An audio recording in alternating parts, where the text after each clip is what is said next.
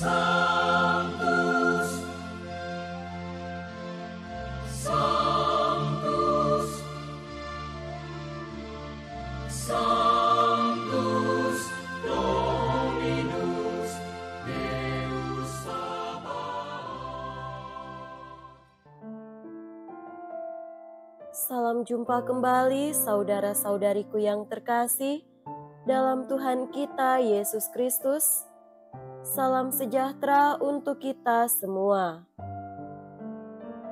Berkat Allah yang Maha Kuasa senantiasa menyertai kita. Marilah kita mendengarkan dan merenungkan bacaan-bacaan kitab suci hari Selasa tanggal 26 September tahun 2023. Bacaan pertama dari kitab Ezra bab 6 ayat 7 sampai 8 dilanjutkan dengan ayat 12b dan ayat 14 sampai 20. Pada waktu itu Darius raja Persia memerintahkan kepada para bupati di daerah seberang sungai Efrat sebagai berikut. Jangan menghalangi pekerjaan membangun rumah Allah itu. Bupati dan para tua-tua orang Yahudi boleh membangun rumah Allah itu di tempatnya yang semula. Lalu aku telah mengeluarkan perintah tentang apa yang harus kalian perbuat terhadap para tua-tua Yahudi mengenai pembangunan rumah Allah itu. Dengan seksama dan tanpa bertangguh, mereka harus diberi biaya dari penghasilan kerajaan, yaitu dari upeti daerah seberang sungai Efrat. Aku, Darius, yang mengeluarkan perintah ini. Hendaklah dilakukan dengan saksama. Maka para tua-tua orang Yahudi melanjutkan pembangunan rumah Tuhan dengan lancar, digerakkan oleh nubuat Nabi Hagai dan Nabi Zakaria bin Ido. Mereka menyelesaikan pembangunan menurut perintah Allah Israel dan menurut perintah Kores, Darius dan Artasasta, raja-raja negeri Persia. Maka selesailah rumah itu pada hari yang ketiga bulan Adar, yakni pada tahun yang ke-6 pemerintahan Raja Darius. Maka orang Israel, para imam, orang-orang Lewi dan orang-orang lain yang pulang dari pembuangan merayakan pentabisan rumah Allah dengan sukaria. Untuk pentabisan rumah Allah itu mereka mempersembahkan lembu jantan 100 ekor, anak domba 400 ekor, dan domba jantan 200 ekor. Juga kambing jantan sebagai kurban penghapus dosa bagi seluruh orang Israel, 12 ekor menurut bilangan suku Israel.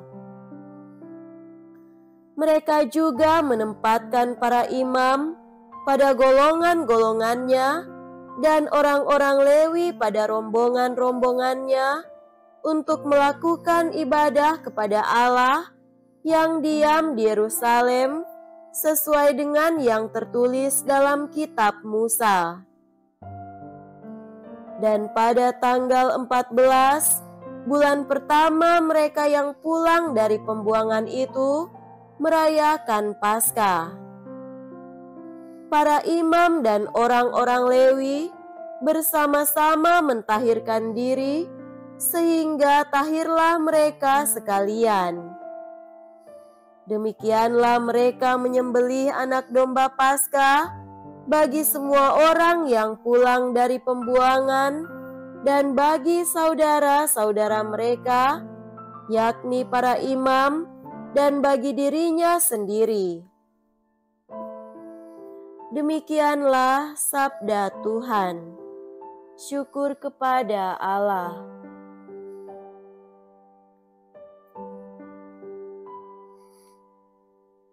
Semoga Tuhan beserta kita sekarang dan selama-lamanya. Inilah Injil suci menurut Lukas. Dimuliakanlah Tuhan. Injil Lukas bab 8 ayat 19 sampai 21. Pada suatu hari, datanglah ibu dan saudara-saudara Yesus hendak bertemu dengan Dia. Tetapi mereka tidak dapat mencapai Dia karena orang banyak. Maka diberitahukan kepada Yesus, "Ibu dan saudara-saudaramu ada di luar dan ingin bertemu dengan dikau." Tetapi Yesus menjawab, "Ibuku dan saudara-saudaraku ialah mereka yang mendengarkan sabda Allah dan melaksanakannya." Demikianlah sabda Tuhan. Terpujilah Kristus.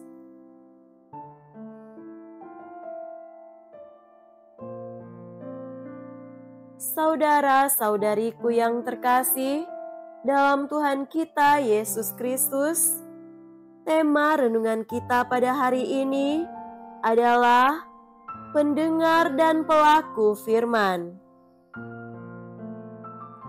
Pada suatu hari, ada seorang Kristen yang membuat video dan berkata, "Jangan masuk Kristen, di sini banyak orang yang suka mencuri." Ini adalah bentuk kekecewaannya karena perjumpaannya dengan banyak orang Kristen yang hanya sekedar nama, namun tidak mempraktekkan ajaran Kristus. Kita juga ingat kisah terkenal dari Mahatma Gandhi yang kagum akan Kristus, namun tidak tertarik menjadi Kristen karena ia berjumpa dengan banyak oknum orang Kristen yang berwatak buruk. Ajaran iman itu baik dan benar, namun bagi mereka yang belum mengenal Kristus, tingkah laku lebih mengena daripada ajaran. Saudara-saudari terkasih, Tuhan Yesus bersabda, "Ibuku dan saudara-saudaraku ialah mereka yang mendengarkan firman dan melakukannya." Tuhan Yesus ingin mengajarkan kepada kita bahwa kedua hal ini harus selaras dan sejalan. Mendengarkan firman kemudian melakukannya adalah hidup beriman yang berbuah. Kerap kita terjebak pada tataran mendengarkan firman saja, yakni rajin masuk gereja atau ibadah, tetapi berlaku kasar terhadap keluarga dan sesama, rajin melayani tetapi korupsi, gemar membaca kitab suci, tetapi suka menghakimi. Terlihat senang berdoa, tetapi juga lancar bergosip ria. Intinya, kita kerap mendengarkan firman, namun sulit melaksanakannya. Kita perlu berupaya untuk menciptakan keserasian antara iman dan perbuatan kita. Iman kita perlu terus-menerus diperdalam dengan firman Tuhan. Selanjutnya, kita berusaha terus untuk menerapkan itu dalam hidup kita setiap hari, kendati pun dalam hal-hal sederhana. Dengan demikian, kita akan memiliki keseimbangan rohani yang baik di dalam diri kita. Kita memiliki kekuatan rohani untuk menjalankan aktivitas kita, hidup, karya, dan pengabdian kita. Saudara-saudariku terkasih, membaca firman dan melaksanakannya bukanlah suatu hal yang otomatis dan instan. Hal itu harus dilaksanakan dengan setia dan tanpa lelah bertobat.